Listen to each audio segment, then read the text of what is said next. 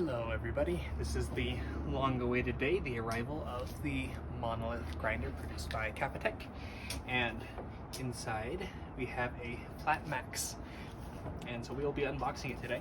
The first thing to notice is that the box is different from the last boxes. It seems to be upright instead of sitting sideways like this, so we'll see how it looks. I picked up a Monolith Flat Max with the Shuriken sweet burrs used, and it tasted great, but it was just way too slow for our application. We're often serving a lot of people. So we sold that and ordered this. This finally arrived. Okay. Case, ooh, our favorite packing peanuts. Test report.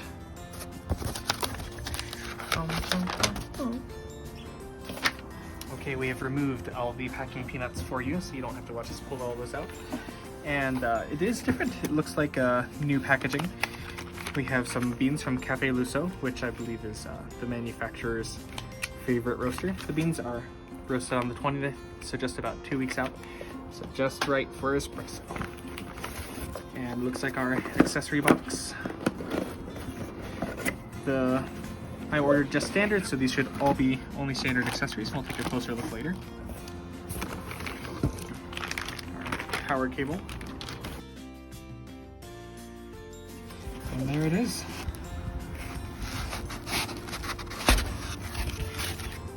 And this, and 1, 2, 3. And there we go. Ta-da! So there's been a lot of talk about different changes and revisions. Some of the more significant ones are with the burrs. The earlier versions of the Shuriken burrs had a very slow grinding speed, but it seems like they've sped that up a little bit with their R&D to find that it works, or it tastes just as good even though it's sped up. And another really big improvement is that this speed controller is now inside of the base. It used to be protruding a little bit outside here. And then the base also here has a new finish. There's a little bit of texture here. It feels like a matte anodized type of surface, so that's interesting. 2 textures on the same base here. So let's go ahead and take off this rubber band that holds on the funnel, and we'll take a look at the burrs. There's a rubber gasket here on the edge that keeps it from falling out. So a couple of changes that I'm really excited to see. The center of this rotating burr area used to be a little bit lower than the burr, and so you would have some pieces of coffee beans that could get stuck there and they wouldn't fly out into the burrs. But now it seems like he's raised up this center just a little bit so that it is sitting a little bit above the burr, so all of those pieces of coffee should go out into the burrs without any problems. There is some coffee here that you can see since they have done all of their checking and testing and calibrating to make sure that each grinder is up to spec. Now we'll spin it around, and we have our power connector here.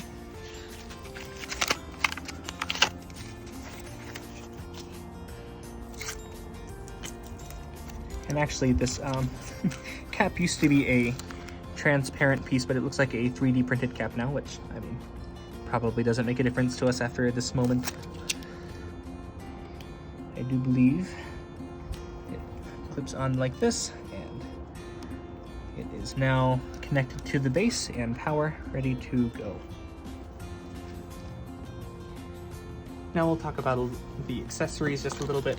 We have Mr. Puff, standard for all Flat Maxes as far as I know.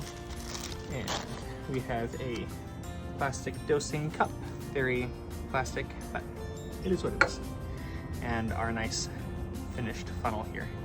And it may just be me, it may be the fact that there are not a lot of coffee oils on it yet, but all of the anodization looks a little bit different from the last Flat Max that we had with the Shuriken sweet in there. So even the portafilter forks here look like they're finished a little bit differently. And maybe you can tell here with the fork height adjustment and the pillars here that there is a slight color difference here. Nothing that is negative or upsetting in any way, just something to notice. We also have the grooves here on the bottom. This is different from the conical that we have also. And then the rest of the accessories. So we have in here our RDT bottle, nice glass RDT bottle, and the long-awaited distribution tool. This is similarly finished in anodized metal. It's all metal here. And it looks like there may be some potential to replace the needles as they wear out over time by adjusting the bottom there. And these are not blunted needles, so do be aware. So we just have 18 grams here of the light roasted Colombian, and we'll just time how long it takes for us to grind all the way through it at 350 RPM.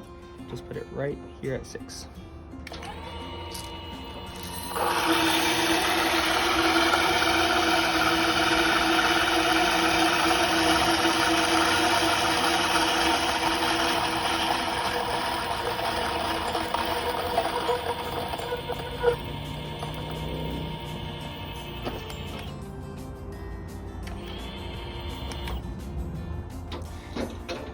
That was pretty fast. Probably should have done a little spritz of water here in very dry Colorado.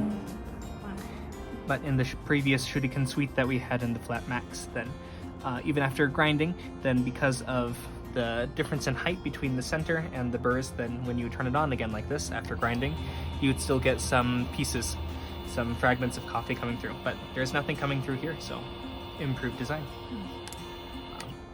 A couple other last things to note are that the magnets have changed. There used to be 4 very small magnets in each corner, and it looks like these magnets are now bolted down, which is good. I think some of those smaller magnets had issues with the glue coming loose, but these will not be going anywhere.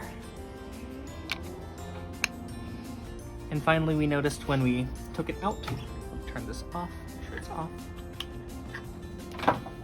that this portafilter height adjustment bar is a little bit loose, and so you'll need a number 5 Allen key, not included, to tighten that to where you want it for your portafilter or for your uses. And then here in the front, then you can adjust the forks to fit whatever portafilter you are using. Okay, that is the end of our unboxing of the Kafatek Monolith Flat Max with Shuriken light medium burrs in there. If you have any other questions, then leave us a comment down below. Thanks!